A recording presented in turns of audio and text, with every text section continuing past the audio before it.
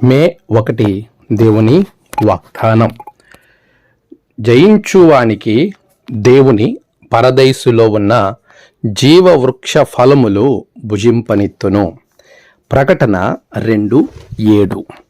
మన ప్రభువైన యేసు క్రీస్తు నామములో మీ అందరికీ ఈ ఉదయము శుభములు తెలియచేయచ్చు ఉన్నాను.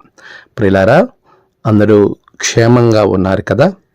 దేవుని అత్యున్నత కృప వలన మనము మరొక నూతన మాసము 5వ మాసములో అడుగుపెట్టేటువంటి ధన్యత దేవుడు అనుగ్రహించి ఉన్నారు.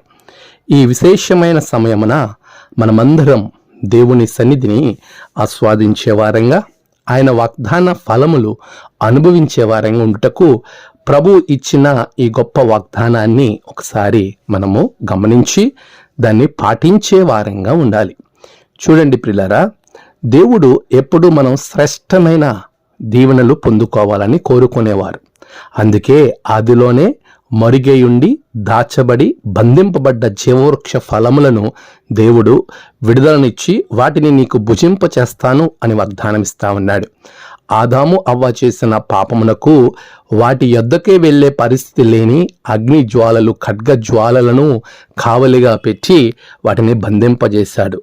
ఏవైతే బంధింపబడి అనేకులకు మానవాళికి దూరముగా ఉంచబడిన జీవవృక్ష ఫలములను తిరిగి జయించువానికి అనుగ్రహించబడతాయి. ఈ లోకాన్ని, లోకాశలను, లోకములున్న ప్రతి ఇవిని ఎవరైతే జయిస్తారో అట్టి వారికి ఆ వృక్ష ఫలములు దేవుడు ఇస్తాను అని వాగ్దానం చేస్తున్నాడు.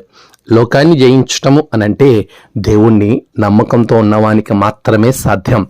దేవునిలో నమ్మకము కలిగి ముందుకు వెళ్ళేవారు మాత్రమే దానిని చేయగలుగుతారు అనే గొప్ప సందేశాన్ని యోహాను తన పత్రికలో మొదటి పత్రిక 5వ అధ్యాయములో చాలా స్పష్టంగా ప్రభు జ్ఞాపకం చేస్తున్నాడు. 5వ వచనంలో, యేసు దేవుని కుమారుడని నమ్మువాడు తప్ప లోకమును జయించువాడు మరి ఎవడు?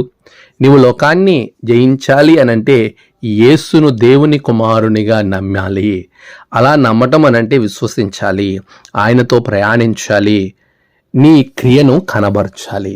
ఆ విధంగా ప్రభువుని నమ్మగలిగిన వాడు మాత్రమే లోకాన్ని జయించగలుగుతాడు. శరీరాశ, నేత్రాశ, జీవపు బుడ్డమ్మాన్ని ఎవరైతే జయిస్తారో అట్టి వారికి దేవుని పరదైస్సులో ఉన్న జీవవృక్ష ఫలములు భుజించే ధన్యత దేవుడు అనుగ్రహిస్తాడు. పౌలు వాటిని జయించాడు గనుకనే నేను సంపూర్ణమైన పోరాటం పోరాడనని ఆత్మీయ కుమారుడైన తిమోతికి తెలియజేస్తూ నేను నా కొరకు నీతి కిరీటం ఉంచబడిందని తను చాలా ధైర్యంగా చెప్పగలుగుతూ ఉన్నాడు. ఈరోజు ప్రియులారా, నీవు దేవుని ఆశీర్వాదం పొందుకోవడానికి, జీవవృక్ష ఫలములు అనుభవించటానికి, భుజించటానికి లోకాన్ని జయించాలి.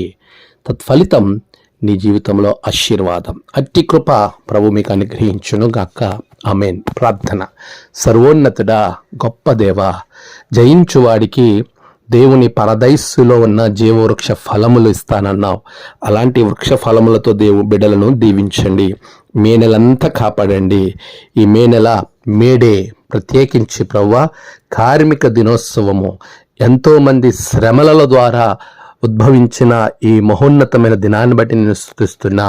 బిడ్డలను దీవించండి, ఉన్నత స్థాయిలో నడిపించండి. ఈ నేడు జన్మదినము, వివాహ దినము, ఆయా విశేష దినములు జరుపుకుంటున్న బిడ్డలను బహుగా దీవించండి.